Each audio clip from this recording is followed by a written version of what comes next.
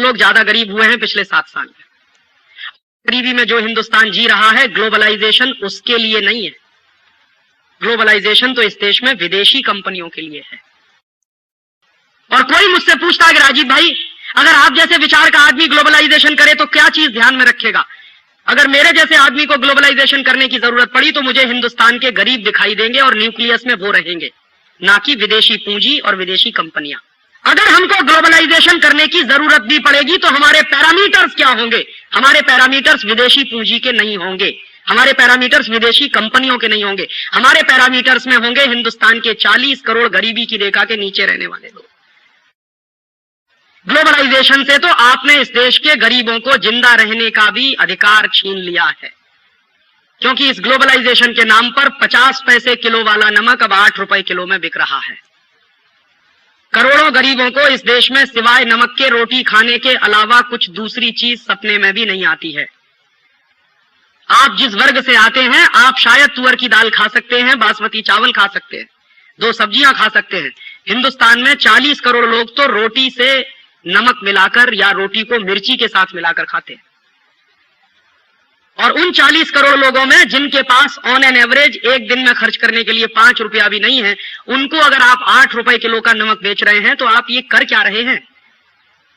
ये ग्लोबलाइजेशन नहीं हो रहा है, ये इकोनॉमिक रिकॉलोनाइजेशन हो रहा है इस देश का। लेकिन मेरे देश में आजादी के 50 साल के बाद अब नमक पर इतना भयंकर टैक्स है कि 50 पैसे किलो वाला नमक 8 रुपए किलो में बिक रहा है और इस देश में कोई उफ नहीं कर रहा है। आपकी मजबूरी मैं समझ सकता हूं, क्योंकि आपके पास प्रचुर मात्रा में संपत्ति है, तो आपके लिए नमक 8 रुपए किलो का बिके या 50 रुपए किलो का, आपसे कोई फर्क नहीं पड़ता। लेकिन तकलीफ उन लोगों की है जो 40 करोड़ की संख्या में है और जिनके पास एक दिन में खर्च करने के लिए 5 रुपया नहीं है। तकलीफ उनकी है।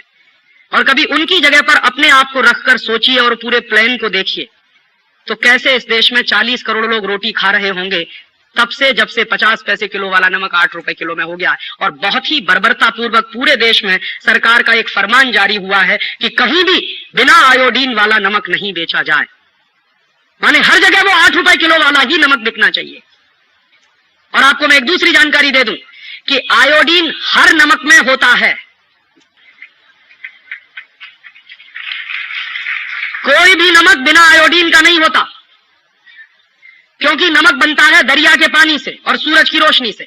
नमक बनाने में कोई टेक्नोलॉजी नहीं लगती, कोई मशीन नहीं लगती।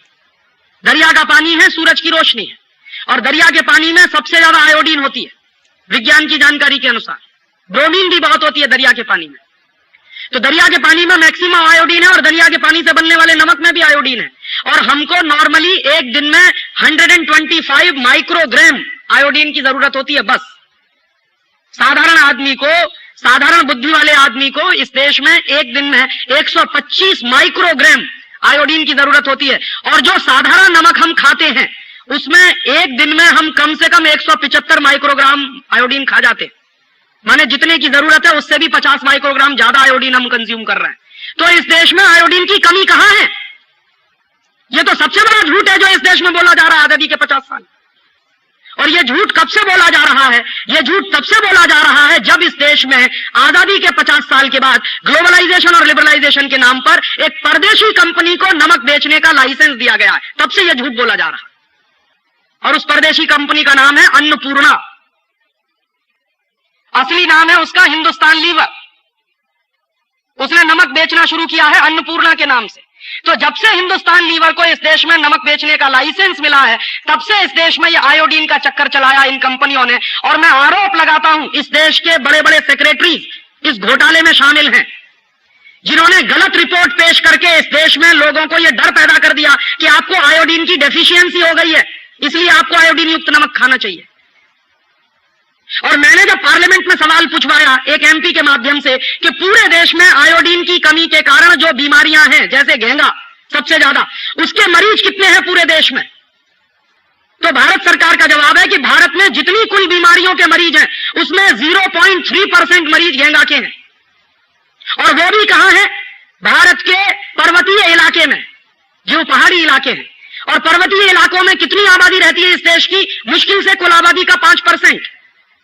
तो एक बार को मान भी लिया जाए कि इस देश में आयोडीन की कमी है, तो पर्वतीय इलाकों में कमी है, सामान्य इलाकों में आयोडीन की कोई कमी नहीं है। लेकिन पूरे देश में यह नाटक इस देश में चला, और यह नाटक करने के पीछे एक ही सबसे बड़ा सत्य है कि एक परदेशी कंपनी को नमक बेचना था और उस नमक से उसको करोड़ों रुपए का मुनाफा कमाना था, इसलिए उसने 50 पैसे किलो वाले नमक को 8 रुपए किलो में बिकवाना शुरू करवा दिया है आयोडीन नाम के धोखे के साथ। और कैसे लूट रहे हैं आपको? आजादी के 50 साल में इस देश में क्या चल रहा है? आयोडीन युक्त अगर नमक बनाया जाए तो 1 किलो नमक जो अभी बनता है कच्छ में, उसका कॉस्ट ऑफ प्रोडक्शन आता है 25 पैसा। तो 25 पैसे में 1 किलो नमक बन जाता है, और उस नमक में आयोडीन इंट्रोड्यूस करनी पड़े 1 किलो नमक में, तो कुल खर्चा होता है और 25 पैसा, माने 50 पैसे में 1 किलो नमक आयोडीन युक्त। अतिरिक्त आयोडीन युक्त नमक 50 पैसे में 1 किलो बन जाता है। तो भारत सरकार के कुछ टैक्स वैक्स होंगे, कुछ खर्चे होंगे, हालांकि मैं मानता हूं कि नमक पर टैक्स नहीं होना चाहिए, लेकिन फिर भी ऐसी बेदर्दी सरकारें हैं जिन्होंने नमक पर भी टैक्स लगा रखा है। तो कुछ टैक्स वैक्स मान लीजिए आप, और कुछ ट्रांसपोर्टेशन का भी मान लीजिए, तो 50 पैसे किलो वाले नमक में आमदनी भी मिला के, इनकम भी मिला के 1 रुपए किलो में बिक जाना चाहिए, लेकिन वो बिक रहा है 8 रुपए किलो। और औसतन 1 किलो नमक पर जो मुनाफा है वो 6.5 रुपए के आसपास का है। और सारे देश में कितना नमक बिक रहा है इस समय? भारत सरकार के आंकड़े बताते हैं 40 लाख टन नमक घरों में इस्तेमाल हो रहा है इस समय। तो 40 लाख टन नमक अगर घरों में इस्तेमाल हो रहा है और 1 किलो नमक 8 रुपए में है और 1 किलो नमक पर 6.5 रुपए का प्रॉफिट है, तो आप जान लीजिए आपकी जेब से 2400 करोड़ रुपए एक साल में लूटे जा रहे हैं आयोडीन के नाम पर। और आजादी के 50 साल में अगर इसी देश की सरकारें देश के गरीब लोगों के खीसे में से 2400 करोड़ रुपए निकाल रही हैं, तो इन सरकारों को हम क्या कहें? मैं कभी कभी जब बहुत गुस्सा होता हूं और दुखी होता हूं तो मैं कहता हूं कि नाथूराम गॉडसे ने तो गांधी के शरीर की हत्या की थी, और इन लोगों ने तो गांधी के विचार को मार दिया है। ये तो नाथूराम गॉडसे से बड़े हत्यारे हैं इस देश में।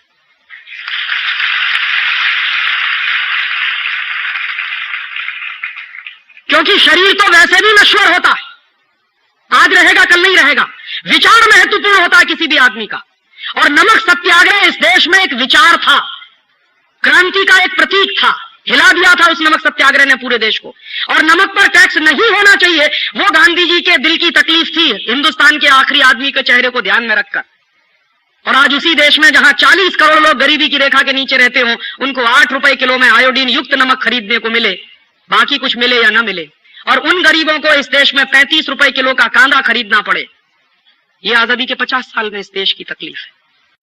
15 पैसे किलो की चीज 3 रुपए में खाएं 2000% मुनाफा, 15 पैसे किलो की चीज 7 रुपए में खाएं, इतनी लूट है। और हमारी हिम्मत ही नहीं है सरकार से पूछने की कि 15 पैसे किलो का नमक इतना महंगा क्यों मिलना चाहिए। तो वो आपको उल्लू बनाएंगे, वो कहेंगे इसमें आयोडीन मिलाया हुआ है। आयोडीन कोई ऐसी महंगी चीज है क्या? बहुत ही सस्ती है, मुफ्त की है, फोकट की है, भगवान की दी हुई बहुत आयोडीन समुद्र के पानी में है जो बिना पैसे का आता है। तो फिर इतना महंगा क्यों? ये महंगा इसलिए है कि नमक के खेल में विदेशी कंपनियों को लाइसेंस दिए सरकार ने। जो नमक के लिए महात्मा गांधी ने इस देश में सत्याग्रह किया था कि अंग्रेजों का नमक हम नहीं खाएंगे, उस महात्मा गांधी के देश में अब विदेशी नमक बिक रहा है, लुट रहे हैं हम। और ये नमक हमको पता नहीं क्या बनाएगा, हमें नहीं मालूम। सब आयोडीन युक्त नमक खा के कल नपुंसक हो जाए तो कुछ पता है, क्योंकि दुनिया में आपको गंभीर बात कह रहा हूं, 56 दुनिया के देशों ने आयोडीन युक्त नमक 40 साल पहले बैन कर दिया। आपने बिकता नहीं, अमेरिका में नहीं है, जर्मनी में नहीं है, फ्रांस में नहीं है, डेनमार्क में नहीं है, नॉर्वे में नहीं है, स्वीडन में नहीं, उन देशों में आयोडीन युक्त नमक नहीं बिक रहा, यहीं बेचा जा रहा और जबरदस्ती सबको खिलाया। एक बार डेनमार्क की एक वेबसाइट मुझे मिली, वहां की सरकार की, मैंने उनको एक सवाल डाला, उनको पूछा कि आपके देश में आयोडीन युक्त नमक बिकता? उन्होंने कहा नहीं बिकता। क्यों? उन्होंने कहा 1956 में हमने बैन कर दिया। क्यों? तो उन्होंने कहा हमने शुरू में आयोडीन युक्त नमक खिलाया, 1940 से 1956 डेनमार्क में अधिकांश लोग नपुंसक हो गए, जनसंख्या इतनी कम हो गई कि उस देश के खत्म होने का खतरा पैदा हो गया। तब उन वैज्ञानिकों ने कहा कि आयोडीन युक्त नमक बंद कराओ, तो बंद कर दिया।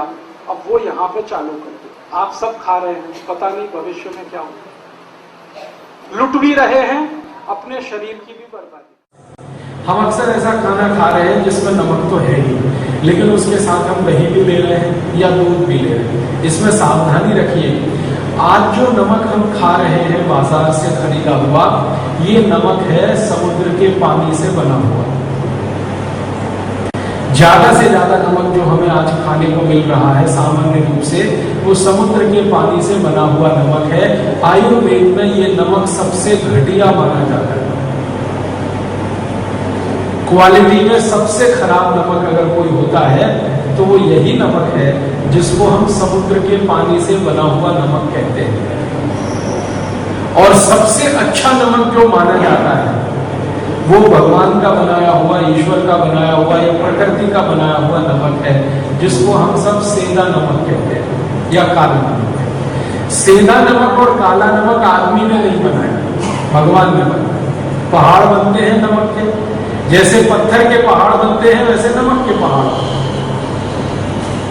तो प्रकृति की क्रिया में जो बन रही है चीज, उसकी क्वालिटी में कोई शक नहीं होता, क्योंकि प्रकृति और ईश्वर का जो सारा कुछ सम्मिलन है दुनिया में एकदम परफेक्ट है, उसमें गलती होने का चांस नहीं। आदमी जो बनाता है ये सारी फसाद की जड़। आदमी ने सोचा तो ये है कि मैं बहुत अक्ल वाला हो गया, 21वीं शताब्दी में पहुंच गया, मैंने इतना विज्ञान सीख लिया, मैंने इतनी टेक्नोलॉजी सीख ली, लेकिन वो प्रकृति को एक रंच मात्र अभी तक स्पर्श नहीं कर पाया। भले बहुत टेक्नोलॉजी सीखी है, बहुत विज्ञान आ गया, प्रकृति की बनाई हुई चीज की जो गुणवत्ता है वो किसी दूसरी चीज में नहीं है। अब मैं नमक का ही आपको कंपैरिजन करके बताता हूँ। प्रकृति का बनाया हुआ ये जो सेंधा नमक है या काला नमक है, ये आपके शरीर को 94 तरीके के पोषण देता है। 94। मैं आपको और सरल तरीके से समझाऊं। कोई चीज आपने खाई और मैंने आपको कहा या आपने जान लिया कि मुझे इसको खाने से कैल्शियम मिला, ये कैल्शियम एक तरह का पोषण है। कोई चीज आपने खाई, जैसे अनार का रस पिया, इससे आपके खून में हीमोग्लोबिन बढ़ा, आयरन बढ़ा, तो ये एक तरह का पोषण है, एक ही तरह का। कैल्शियम बढ़ गया शरीर में कुछ खाने से, आयरन बढ़ गया शरीर में कुछ खाने से, फास्फोरस बढ़ गया शरीर में कुछ खाने से, एक एक तरह का पोषण है। सेंधा नमक ऐसे 94 पोषण देता है। एक एक तरह की बात किया, कैल्शियम, आयरन, फास्फोरस। सेंधा नमक में ऐसे 94 पोषक तत्व हैं जो शरीर के लिए है। और उसके बाद दूसरे नंबर पर है काला नमक। अब ये दोनों प्रकृति के बनाए हुए हैं, पहाड़ में से आते हैं, आप सभी जानते हैं, नमक के पहाड़ होते हैं जैसे पत्थर के पहाड़। तो पहाड़ वाला जो नमक है, पत्थर वाला जो नमक है, ये 94 तरह के पोषण देता है। और समुद्र के पानी वाला जो नमक है, ये 3 तरह के पोषण देता है। अब आप देखिए, 3 तरह के पोषण देने वाला नमक, 94 तरह के पोषण देने वाला नमक, दोनों में से किसकी क्वालिटी? 94 पोषण जो दे रहा, सीधी सी बात है। तो आप नमक खा सकते हैं जो प्रकृति का बनाया हुआ है, वो सेंधा और काला, मतलब आज से सेंधा और काला नमक खाइए। अब मैं आयुर्वेद की एक जानकारी आपको देता हूं, आप हैरान हो जाएंगे सुनकर। आयुर्वेद में ये कहा गया, अष्टांग हृदय में भी ये है कि जैसे ही दूध के साथ नमक लेना शुरू करें या दही के साथ नमक लेना शुरू करें, तो ये जो नमक मैंने बोला समुद्र के पानी का, ये पूरी तरह से वर्जित है। दूध के साथ भी नहीं ले सकते, दही के साथ भी नहीं ले सकते। जैसे ही नमक बदलते हैं आप दूध और दही के साथ, तो सेंधा नमक और काला नमक जरूर ले सकते हैं। इतना अंतर आ जाता है। अभी अगर समुद्र के पानी के बने हुए नमक के साथ दूध पिएंगे, 20 बीमारियां आपको आएंगी। समुद्र के पानी के नमक के साथ अगर आप दही खाएंगे, 20 बीमारियों में फंस जाएंगे। लेकिन वही दही और दूध सेंधा नमक के साथ और काले नमक के साथ खाएंगे, जीवन भर आप निरोगी रहेंगे। इतना अंतर है। अब आप इसको अप्स डाउन में देख सकते हैं, जमीन आसमान का अंतर कहा जाता है इसी को। एक इस तरफ है, एक इस तरफ। वही नमक जो समुद्र के पानी से आया तकलीफ दे रहा है, और वही नमक जो भगवान का बनाया हुआ है वो आपके लिए अमृत तुल्य है। तो ये जो नियम मैंने विरोधी वस्तुओं का बताया, तो इसमें अगर आप दही नमक खाना चाहते हैं तो दही में सेंधा नमक ही या काला नमक ही होना चाहिए, और दूध के साथ नमक की कोई वस्तु लेना चाहते हैं तो वो सेंधा नमक और काले नमक वाली ही होनी चाहिए। ये समुद्र के पानी के नमक की वस्तु दही के साथ नहीं ले सकते। मैंने एक बार प्रयोग करके देखा, दही लिया, दही को लेंस से आप देखो तो उसमें बहुत तरह के जीवाणु, बहुत तरह के बैक्टीरिया, और वो शरीर के लिए अनुकूल है, बहुत अनुकूल है। अगर वो जाते हैं शरीर में तो बहुत सारी शरीर की जरूरत को पूरा करते हैं। अब जैसे ही दही में आप देखेंगे बहुत सारे जीवाणु हैं, उस दही में ये समुद्र के पानी का बनाया हुआ नमक एक चुटकी डाल दीजिए, 1 मिनट में सब जीवाणु मर जाते हैं। हजारों, लाखों, करोड़ों 1 मिनट में मर जाते हैं। अब आपने दही ले लिया और उसमें समुद्र के पानी का नमक मिला दिया, जीवाणु मर गए, तो एक तो जीव हिंसा कर दिया आपने, पाप लगा उसका, जीव हिंसा कर दिया। और दूसरा, आपने वो दही खाया जिसमें समुद्र का नमक मिलाया हुआ है, वो शरीर के काम का नहीं, उपयोगी नहीं। उसी दही में मैंने फिर दूसरा प्रयोग करके देखा कि वही दही है, उसमें लाखों करोड़ों जीव राशि है, जीवाणु है, उसी में सेंधा नमक डाला, एक भी जीव नहीं मरा, एक भी जीव नहीं। माने जीव दया भी हो गई मेरी, जीव हिंसा में भी मुझे नहीं जाना पड़ा, पाप का भागी भी नहीं बनना पड़ा, और शरीर के लिए भी उपयोगी। तो माता बहने इसको विशेष ध्यान से सुने कि दही में अगर रायता बना रही है तो नमक डालना हो तो काला ही नमक या सेंधा ही नमक डालना, ये समुद्र के पानी वाला नमक मत डालना।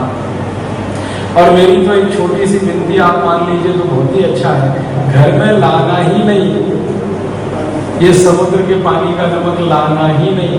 ये समुद्र के पानी का नमक इंडस्ट्रियल यूज के लिए तो ठीक है, औद्योगिक उसका उपयोग होता है। भारत में बहुत सारी ऐसी इंडस्ट्रीज हैं जिसमें नमक लगता है, जैसे आइस इंडस्ट्री है ना, बर्फ बनाने वाले जितने कारखाने हैं सबको नमक चाहिए।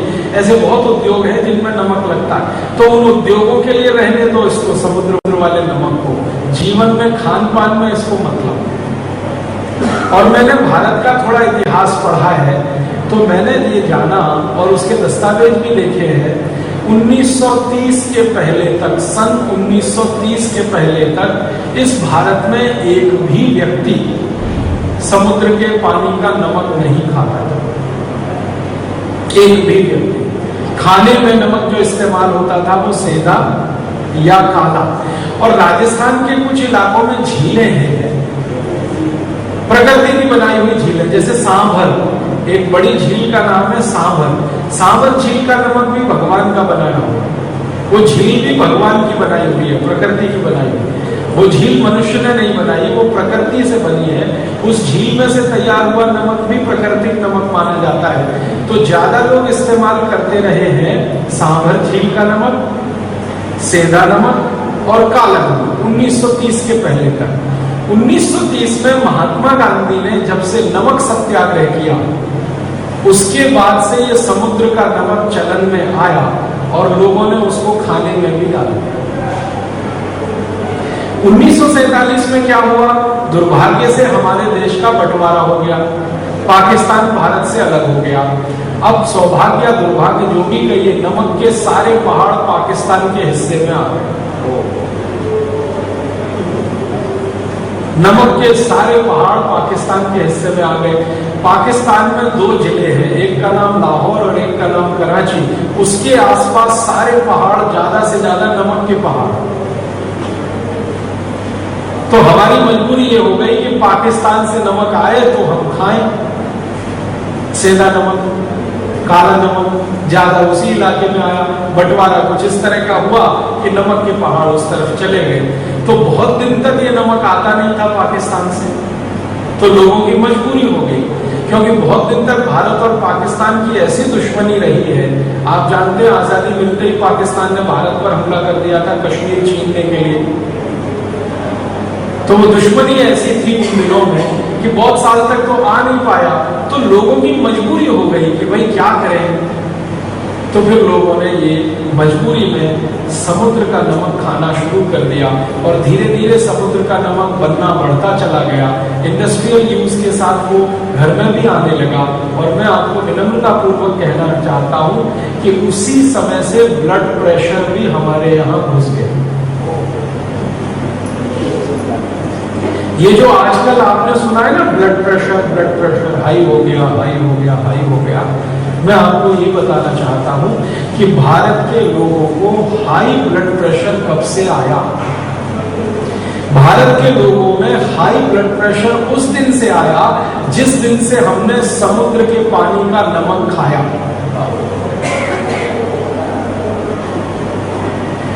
वरना प्रकृति के बनाए हुए नमक का अगर हम इस्तेमाल करते रहे, आज भी करें, आगे भी करते रहे, तो मैं आपको पूरी विनम्रता से इस बात की गारंटी देना चाहता हूं, आपका ब्लड प्रेशर अपने आप निकल जाएगा। आप नमक बदल दीजिए। जो आप समुद्र के पानी का नमक ला रहे हैं इसको बदल दीजिए, सेंधा नमक लाना और काला नमक लाना शुरू कर दीजिए। आपका बीपी अपने आप कम हो जाएगा और बिल्कुल निकल जाएगा शरीर से बिना किसी दवा के।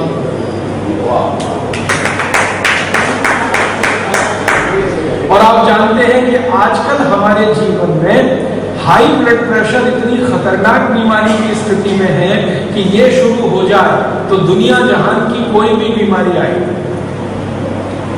ब्लड प्रेशर हाई हो गया तो हार्ट अटैक आ सकता है, ब्लड प्रेशर हाई हो गया तो ब्रेन हेमरेज हो सकता है, ब्लड प्रेशर हाई हुआ तो ट्राइग्लिसराइड्स बढ़ेंगे, ब्लड प्रेशर हाई हुआ कोलेस्ट्रॉल बढ़ेगा, ब्लड प्रेशर हाई हुआ खून गाढ़ा होता जाएगा, ब्लड प्रेशर हाई हुआ किडनी डैमेज कर देगा, ब्लड प्रेशर क्या नहीं कर देगा। ये सबसे खराब है, रूट कॉज में ब्लड प्रेशर है बहुत सारी बीमारियों का।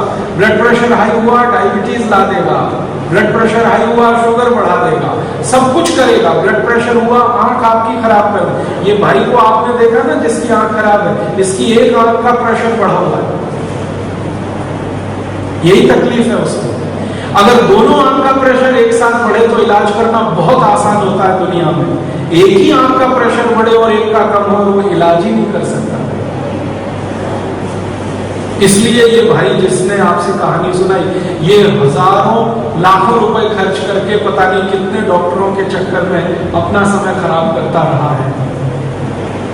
इसको एक सरल बात कोई बता देता जो आज इसको पता चलेगी। इसकी एक आंख का प्रेशर बहुत बढ़ गया था, एक आंख का प्रेशर बिल्कुल कम था या नॉर्मल था, इसको किसी ने बता दिया होता कि नमक बदल दो, इसकी बीमारी यहां तक पहुंच गई।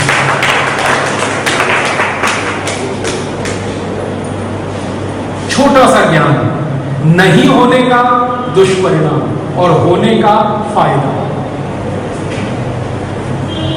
हमारे यहाँ सभी साधु संतों के मुंह से मैं ये सुनता रहता हूं, आप तो बार बार सुनते रहते हैं, अज्ञान सबसे बड़ा दुख है। अज्ञान में जाना दुनिया का सबसे बड़ा दुख है और ज्ञान में चले जाना दुनिया का सबसे बड़ा सुख है। मैं भी मानता हूं इसको। मैं गरीबी को दुख नहीं मानता, बेरोजगारी को दुख नहीं मानता। गरीबी बेरोजगारी तो आने जाने वाली चीजें हैं और शायद ये गरीबी बेरोजगारी तब तक है जब तक मेरे पास ज्ञान नहीं है। जिस दिन मुझे कुछ ज्ञान मिला मैं मेरी गरीबी भी दूर कर सकता हूं, बेकारी भी दूर कर सकता हूं। इसलिए बीमारियां हमारे शरीर में है और उनका दुख है वो भी अज्ञान का ही कारण है। जैसे ही ज्ञान में आप जाएंगे आप खुद बीमारियां ठीक कर लेंगे, डॉक्टर के चक्कर में फंसने की जरूरत ही नहीं पड़ेगी। ये छोटा सा ज्ञान कि हम नमक बदल दें तो जिंदगी में कितना बड़ा सुख, ये इस भाई को पता है जिसकी आंख इस स्थिति में आई है जो आपने देखी। नमक बदल देता है। साल भर पहले या 1.5 साल पहले जैसे ही इसकी आंख में प्रेशर बढ़ना शुरू हुआ, ये पहले डॉक्टर के पास जहां गया वो इसको बता सकता था कि भाई तेरी एक आंख का प्रेशर बहुत ज्यादा है, ब्लड प्रेशर, दूसरी आंख का कम है या बहुत कम है, अब तू क्या कर रहे हो, बस इतना करके नमक बदल दे। सरल बात। साधारण बात। नमक बदलते ही प्रेशर नॉर्मल होता, आंख इस स्थिति में पहुंचती। नहीं कहा, नहीं बताया, शायद जानबूझ के नहीं बताया या अनजाने में, दोनों ही बातें हो सकती। हो सकता है उस डॉक्टर को भी ज्ञान ना हो इस बात का, ये भी हो सकता है। और ये भी हो सकता है कि उसको ज्ञान हो और जानबूझ के नहीं बताया। तो दोनों ही संभावनाएं हैं। तो मैं आपसे ये बात को ज्यादा जोर देके कह रहा हूं कि एक छोटी सी जानकारी ना होने का कितना बड़ा दुख है और होने का कितना बड़ा सुख है। आपको आज ये जानकारी हो गई कि समुद्र के पानी के नमक से शरीर को सिर्फ 3 पोषक तत्व मिलते हैं। पहाड़ के नमक का, पत्थर के नमक का 94 पोषक तत्वों का भंडार है वो। तो आप तुरंत उसमें शिफ्ट कर जाइए, अपने घर का नमक बदल दीजिए। नमक बदलते ही आप अपने ऊपर देखिए क्या क्या परिवर्तन आ रहे हैं। आप आ जाइए, सेंधा नमक खाना शुरू कर दीजिए, काला नमक। जिस दिन खाना शुरू करें उस दिन बीपी नाप लीजिए। 2-3 महीने के बाद फिर नाप लीजिए, आपको लगेगा ये चमत्कार हो गया। सेंधा नमक खाने से या काला नमक खाने से एक दिन पहले आपका माइग्रेन, आपके शरीर में ये सब जितनी भी बीमारियां हैं उनको देख लीजिए ध्यान से और खाना शुरू करिए। फिर देखिए क्या क्या परिवर्तन आ रहे हैं आपको। नमक शरीर के लिए बहुत आवश्यक है, आप जानते हैं, लेकिन सेंधा और काला ये समुद्र के पानी वाला है। आपको और एक जानकारी दूं, शरीर में सेंधा और काले नमक से जो जो पोषकता मिलती है, इसी की कमी होने पर पैरालिसिस आता है। हाँ, ध्यान दीजिएगा मेरी बात। शरीर में सेंधा और काला नमक से जो पोषकता मिलती है, उसी की कमी होने पर पैरालिसिस आता है। शरीर में काला और सेंधा नमक मिलने से जो पोषकता मिलती है, उसी की कमी से ब्रेन हेमरेज भी होता है। मेरे गुरु जिनका नाम था श्री धर्मपाल, अभी वो स्वर्गवासी हैं, एक बार उनके शरीर में ऐसा हुआ, जो पोषकता मिलनी चाहिए थी नमक से, सेंधा और काला, वो कमी हुई, उनको पैरालिसिस का अटैक हो गया। उनकी आवाज चली गई, पूरी आवाज चली गई, वो कुछ बात ही नहीं कर सकते। और मेरी आंखों के सामने मेरे गुरु का ऐसा हाल था। मैं क्या करूं? भयंकर अटैक था, बड़ा अटैक था पैरालिसिस का। हाथ पैर तो चले गए, आवाज भी चली गई, ब्रेन भी काफी इफेक्ट हुआ, प्रभावित हुआ। मैं उनको ले गया हॉस्पिटल में, एडमिट करवाया। हॉस्पिटल वालों ने हाथ उठा दिए, हमारे पास दवा नहीं, हम क्या कर सकते हैं। तो उन्होंने मेरे गुरु के हाथ पांव बांध दिए। वो कहते हमारे इलाज का तरीका यही है। एलोपैथी जिसको हम सबसे ज्यादा भरोसा करते हैं, उनके इलाज का तरीका कि पैरालिसिस पेशेंट का हाथ पैर हिलता रहता है ना, उसके कंट्रोल के बाद, तो उसको पकड़ने के लिए बांध दिए। अब मेरे गुरु छटपटाए, परेशान, तो मैं उनको हॉस्पिटल से ले आया और मेरे इस निर्णय की बहुत आलोचना हुई। मेरे सहयोगियों ने बहुत आलोचना की, आप क्या कर रहे हैं, मार डालेंगे, ऐसा हो जाएगा, इतने बड़े हॉस्पिटल में से निकाल के आप उनको घर ला रहे हैं। मैंने कहा इनके पास इलाज ही नहीं है। तो डॉक्टर अपने मुंह से कह रहा है मेरे पास इलाज नहीं। राजीव भाई आप तो जानते हो होम्योपैथी, आप तो जानते हो आयुर्वेद, आप तो क्यों नहीं करते? तो हम निकाल लाए उनको। और मैंने कुछ नहीं किया, आपको जानकारी देना चाहता हूं और आज ये शायद मैं पब्लिकली बता रहा हूं। मेरे गुरु के लिए कुछ नहीं किया। मैंने अंदाजा लगाया कि शायद इनके शरीर में नमक से मिलने वाली पोषकता की कमी है, इसके कारण ये अटैक आया हो। 99% केस में अटैक इसी कारण से आता भी है, तो शायद ऐसा हुआ हो। और मैंने ध्यान किया तो वो नमक वही खाते थे, समुद्र के पानी वाला। तो मैंने उनको होम्योपैथी की एक ऐसी दवा चुनकर दी जो सेंधा नमक और काले नमक की पोषकता को बढ़ाने वाली। दवा की 3 खुराक में उनका पैरालिसिस ठीक हो गया। 3 खुराक, सवेरे एक खुराक दी, दोपहर को एक दी, शाम को एक खुराक दी। अगले दिन तो वो चलने लगे, जो पूरी तरह से बेड रिडन थे, बिस्तर पे थे, हाथ पैर बिल्कुल छूट गए थे, दिमाग और बॉडी का कनेक्शन टूट गया था, आवाज बिल्कुल चली गई थी, वॉइस पूरी तरह से लॉस हो गया था। सवेरे अगले दिन 3 दवा, 3 खुराक सुबह दोपहर शाम की देके अगले दिन सवेरे मैंने देखा कि वो अपने से घिसटते घिसटते बाथरूम जा रहे। और 3 खुराक के बाद चौथी दी नहीं मैंने। 2 दिन के बाद उनकी आवाज वापस आई। और 4-5 दिन में बॉडी के सारे फंक्शन नॉर्मल हुए। और 10 दिन के बाद जिसने भी उनको देखा वो यही कहता था, धर्मपाल जी मुझे नहीं लगता आपको कोई अटैक आया। जो भी देखे वो ये कि हमें नहीं लगता था कि कोई अटैक आया। माने इतनी नॉर्मल हो गई सारी कंडीशन। और जब उनकी बेटी उनको मिलने आई, वो जर्मनी में रहती है, तो वो खुद हैरान हो गई।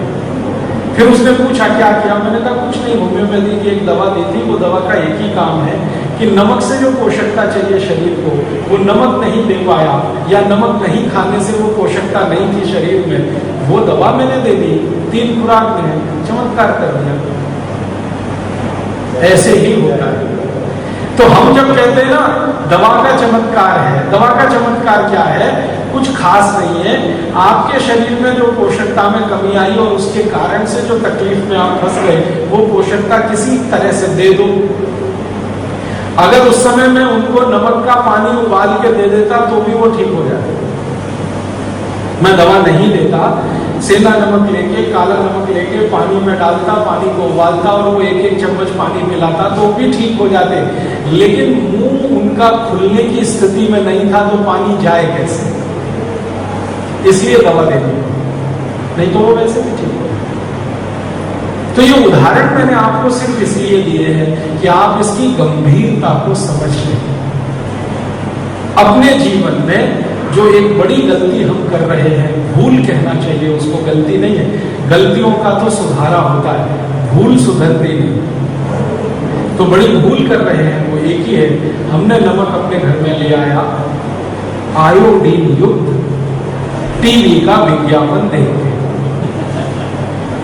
रोज टीवी हमें उल्लू बना रहा है, आयोडीन युक्त नमक खाओ नहीं तो पागल हो जाओगे, घेंगा हो जाएगा।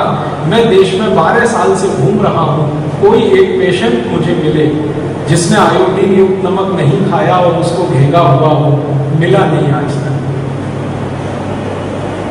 सरकार को बार बार मैं कहता हूं भाई मुझे दे दो, फोकट में ठीक करूंगा। जिनको आयोडीन युक्त नमक नहीं खाने से घेंगा हुआ ऐसे पेशेंट मुझे दे दो, मैं मेरे खर्चे से, मेरे पैसे से उनका ट्रीटमेंट करूंगा, ठीक करूंगा। एक भी मरीज सरकार मुझे नहीं दे पाई।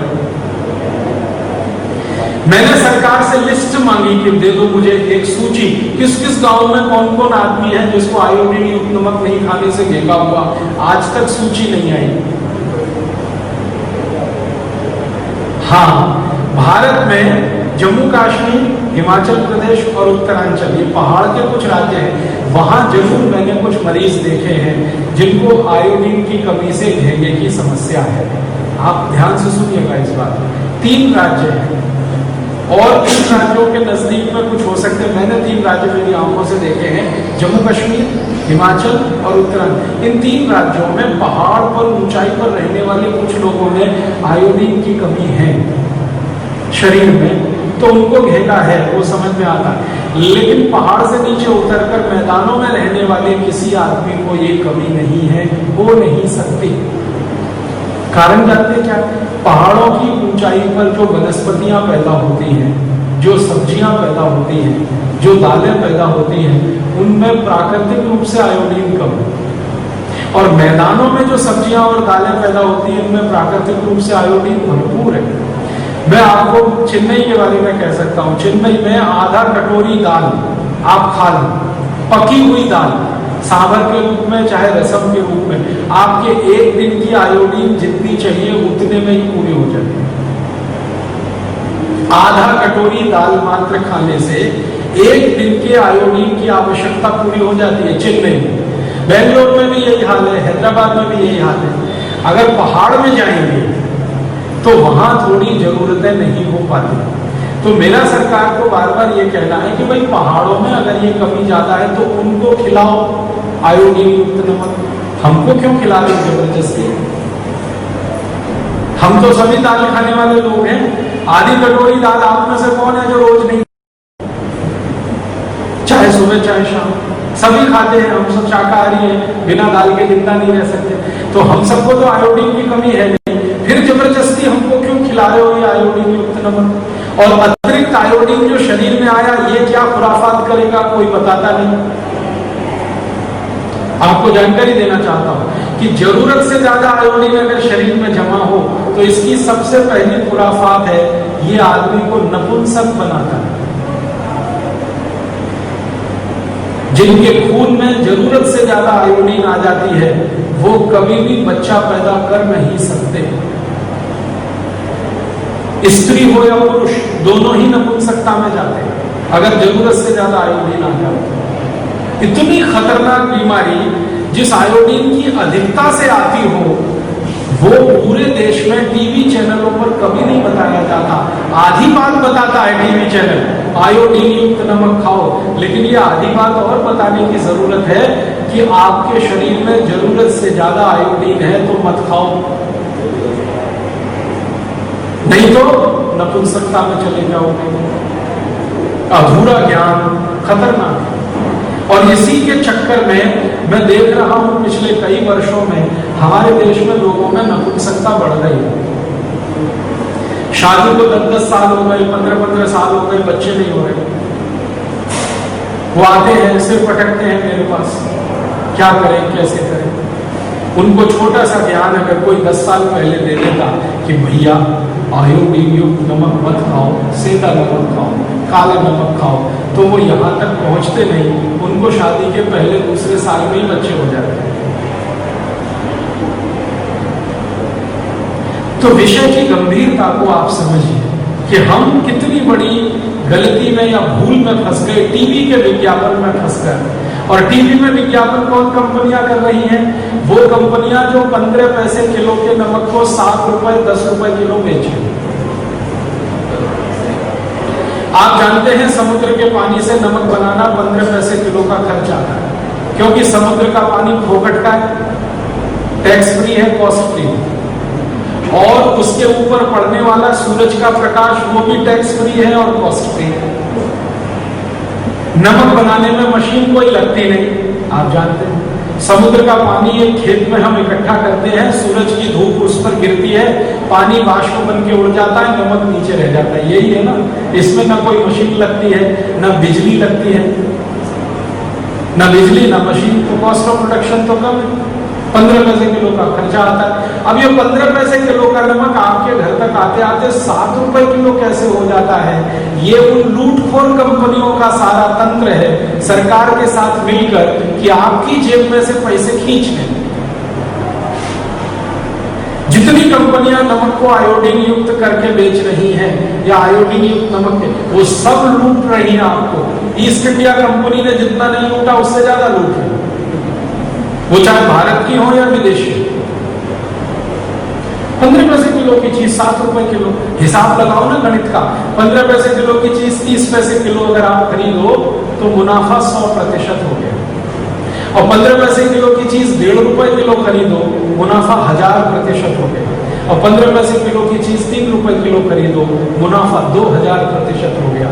और 15 पैसे किलो की चीज 6 रुपए किलो खरीदो, मुनाफा 4000% हो गया।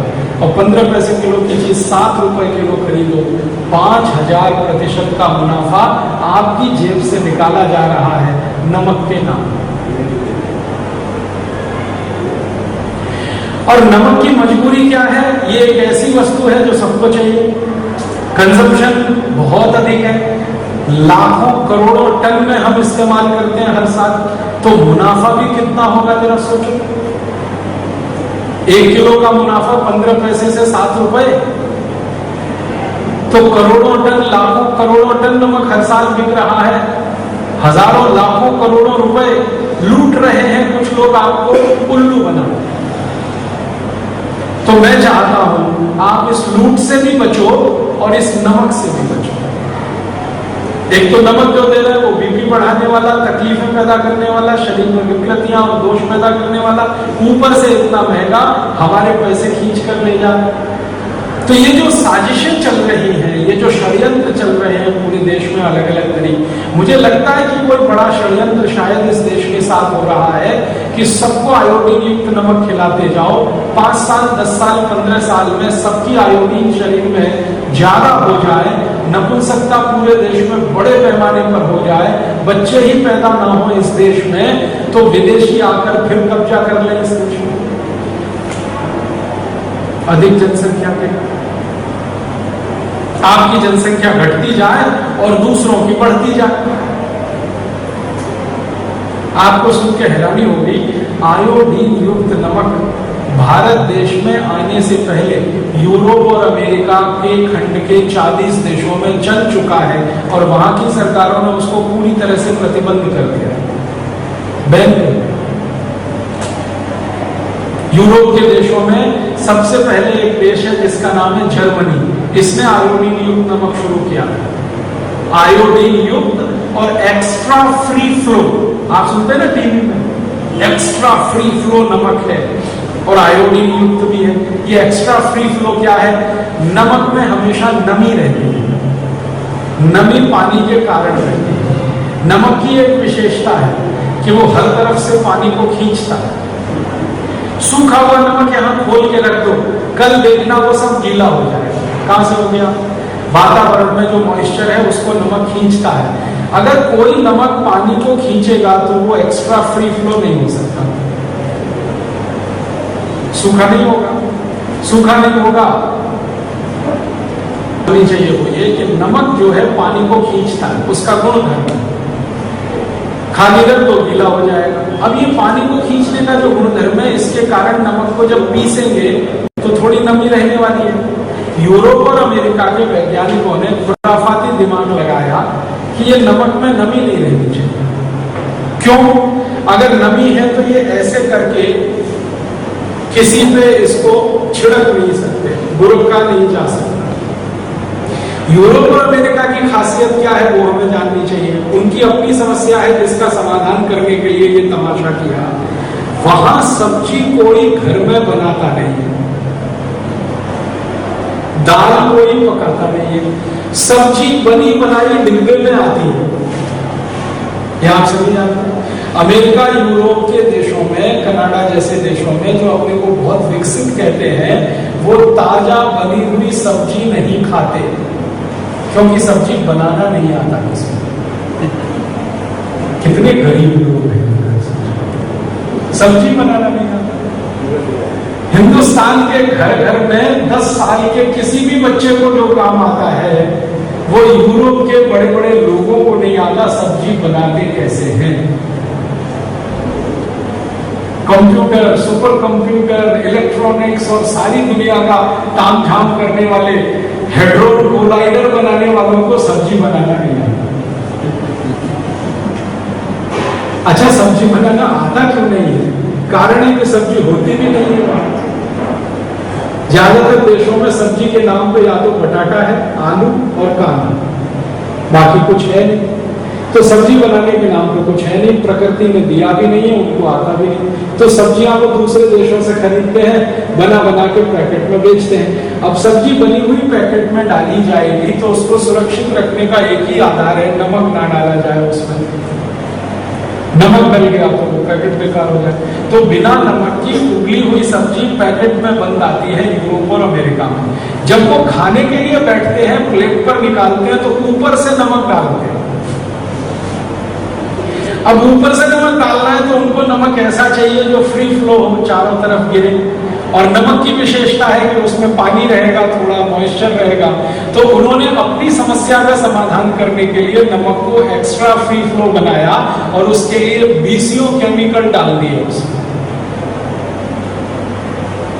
अब वो नमक नहीं रहा, केमिकल का भंडार हो गया।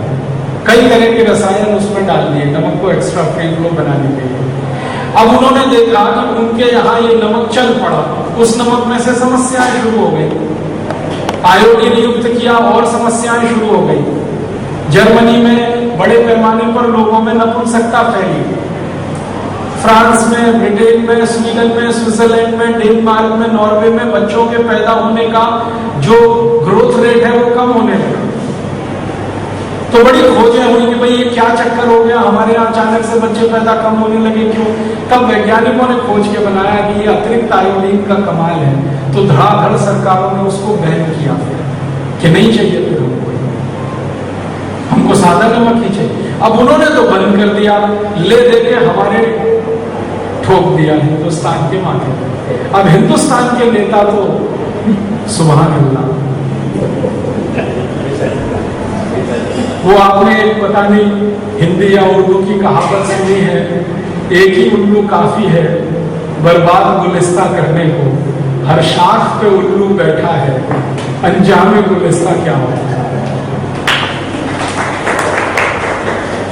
एक ही उल्लू बहुत होता है समाज को बर्बाद करने के लिए, और हमारे यहाँ उल्लुओं की फौज इकट्ठी होकर राजनीतिक पार्टी बना लेती है, फिर वही मंत्री बन जाते हैं, प्रधानमंत्री बन जाते हैं। उनको बहुत सारी चीजों से कुछ लेना देना नहीं, एक ही चीज से लेना देना, पैसा और कुर्सी। ये कुर्सी मिल गई तो अब इसको टिका के कैसे रखना है, अगली बार इसको बचा के कैसे रखना है, इसके लिए पैसे खर्च करने हैं, तो पैसे लाने कहां से हैं, फिर खर्चा कैसे। तो चुनाव का सारा खेल ये है, पैसा बनाना, कुर्सी लाना, कुर्सी पे बैठना, फिर पैसे बनाना, फिर कुर्सी लाना। तो ऐसे नेता है, उनके ऊपर किसी ने कह दिया भाई बहुत अच्छा आयोडीन युक्त नमक भारत में लगा दो, तो लगा दिया हमारे नेता। और लगा ही नहीं दिया, कानून बना दिया कि जो बिना आयोडीन का नमक खाएगा उसको जेल भेज दिया जाए। ऐसे मूर्खों के मूर्ख नेता हमारे देश में। कानून ने ऐसा भी बना दिया कि जो बिना आयोडीन का नमक बेचेगा दुकान में उसको भी जेल में डाल दिया। इन मूर्खों ने थोड़ा भी नहीं सोचा कि 1930 के पहले इस देश में कोई आयोडीन युक्त नमक नहीं था, समुद्र के पानी का ही नमक नहीं था, आयोडीन युक्त नमक की तो बात ही छोड़ दो। और लोग ज्यादा स्वस्थ थे। जब से ये समुद्र के पानी का नमक आया, घरों में ज्यादा बीमारियां आई हैं। ऐसे हमारे नेता। अब इसमें घुस क्या गया सारा खेल कि जो नमक को 15 पैसे किलो से 7 रुपए 10 रुपए किलो बेचने वाली कंपनियां, उनको मुनाफे कमाने हैं। उसमें बड़ी बड़ी विदेशी कंपनियां हैं, भारत की भी कुछ देशी कंपनियां हैं, उनको अपना धंधा चलाना है। नेताओं को उसमें से थोड़ी घूस और रिश्वत देकर अपनी व्यवस्था को टिकाए रखना है। तो नेता और भ्रष्ट कंपनियों का गठजोड़, भ्रष्ट नेता, भ्रष्ट कंपनी, भ्रष्ट अधिकारी ये बन गया, तो चला दिया पूरे देश में आयोडीन युक्त नमक। आपको सुन के हैरानी होगी, मेरे जैसे बहुत लोग इसके खिलाफ लड़ रहे हैं, सड़क पे भी और अदालतों में। कई संस्थाएं हैं जिन्होंने इनके खिलाफ मुकदमे किए हुए और उनके फैसले भी आए। एक इतना अच्छा फैसला आया महाराष्ट्र हाई कोर्ट का कि जबरदस्ती सरकार किसी को आयोडीन युक्त नमक नहीं खिला सकती है। किसी की इच्छा है तो खाए, नहीं है तो वो अपना दूसरा नमक खाए। तब से ये कंपल्शन हटाया उन्होंने, क्योंकि कोर्ट का फैसला आया। अभी थोड़े दिन में सुप्रीम कोर्ट का भी आने वाला है इसी मामले में फैसला, क्योंकि एक मुकदमा वहां चल रहा है। तो फैसला आएगा तो सरकार को पीछे हटना पड़ेगा। लेकिन सरकारें कितनी खतरनाक हैं आप जरा सोचिए। जिनको आप बना रहे हैं अपनी सुरक्षा के लिए, वो सरकारें ही आपको खतरे में डाल रही। तो आपको तो मेरी एक ही छोटी सी विनती है, इतनी सब राम कहानी सुनने के बाद घर का नमक बदलिए। ये कहानियां इसलिए सुनानी पड़ती है कि दिमाग बदलना आसान काम नहीं होता। एक रास्ते पे आदमी चल पड़े ना तो उसको वापस लाना बड़ा मुश्किल काम होता है। तो उसको कई तरह से कन्विंस करना पड़ता है, बताना पड़ता है, जानकारियां देनी पड़ती है, तब जाके वो एक छोटा सा फैसला करता है, हाँ आज से मेरे घर में सेंधा नमक ही आएगा या काला नमक ही आएगा। तो आप तो जितने लोग यहाँ बैठे हैं अपना फैसला तो आप आज कर ही लो। और मेरी एक छोटी सी विनती है कि आपके पड़ोसी हैं, परिवार के मित्र हैं, परिचित हैं, उनको भी ये बोलना शुरू कर दो, भैया नमक लाना तो सेंधा लाना, काला लाना। अब आप कहेंगे थोड़ा महंगा है, तो जीवन से महंगा कोई सौदा नहीं। 10 रुपए किलो का अगर सेंधा नमक खाना पड़ता है मान लो, या 10 रुपए किलो का काला नमक खाना पड़ता है, और आप स्वस्थ हो जाते हैं, लाखों रुपए के आपके खर्चे बच जाते हैं, तो क्या बड़ा सौदा। और सेंधा नमक महंगा एक ही कारण से हुआ, भारत का बंटवारा जो हो गया, पाकिस्तान अलग हो गया, हमारे नमक के पहाड़ पाकिस्तान के कब्जे में चले गए, वरना ये सेंधा नमक तो सबसे सस्ता बिकता रहा। आप यहाँ कई बुजुर्ग बैठे हैं, आप याद करिए आपके जवानी के दिनों में शायद रुपए में 5-7 सेर या 10 सेर नमक मिलता होगा। मेरे दादाजी बताते हैं 5-7 पैसे किलो में मिल जाता था सेंधा नमक, काला नमक। ये महंगा तब से हुआ जब से पहाड़ पाकिस्तान के कब्जे में गए, हमारे हिस्से तो महंगा हो। और अभी महंगा और इसलिए है कि ये इंपोर्ट करके लाना पड़ता है। पहले एक ही देश में मिलता था, अब दूसरे देश से लाना पड़ता है, इसलिए थोड़ा महंगा हुआ। तो थोड़ा महंगा है तो भी मैं मानता हूं आपके स्वास्थ्य की कीमत पर तो वो इतना महंगा नहीं पड़ेगा। आप उसको लाते जाइए, घर में सेंधा नमक लाइए, काला नमक लाइए। और फिर इस नियम में आप चाहें तो छूट ले सकते हैं कि दूध के साथ नमक की चीज भी लेनी पड़े तो सेंधा नमक और काले नमक की कोई भी चीज ले सकते हैं। जैसे मैंने थोड़ी देर पहले कहा था, कल या परसों कहा था कि शाम को भोजन के तुरंत बाद दूध पिए, दोपहर को भोजन के तुरंत बाद लस्सी या मट्ठा पिए, और सवेरे भोजन के तुरंत बाद जूस पिए, फलों के रस पिए। तो बहुत लोगों के मन में प्रश्न रहा होगा कि अगर हम दूध पी रहे हैं तो नमक की चीज खा रहे हैं, आयुर्वेद तो मना करता है नमक और दूध का। तो ध्यान ये रखें कि जो वस्तुएं नमक की आप बनाएं वो सेंधा नमक और काले नमक की बनाएं, उसके साथ दूध पिए। दही, मट्ठा या छाछ या तक्रम जो ले रहे हैं वो सेंधा नमक और काला नमक डाल कर लें, ताकि जीव हिंसा भी ना हो और आपके शरीर के लिए भी अनुकूल हो। सब्जियां बनाएं सेंधा और काले नमक में, दालें पकाएं सेंधे और काले नमक में, फिर उसके साथ दूध भी लेना संभव है, दही में भी वो डाल के खाना संभव है। तो ये हमेशा से आपको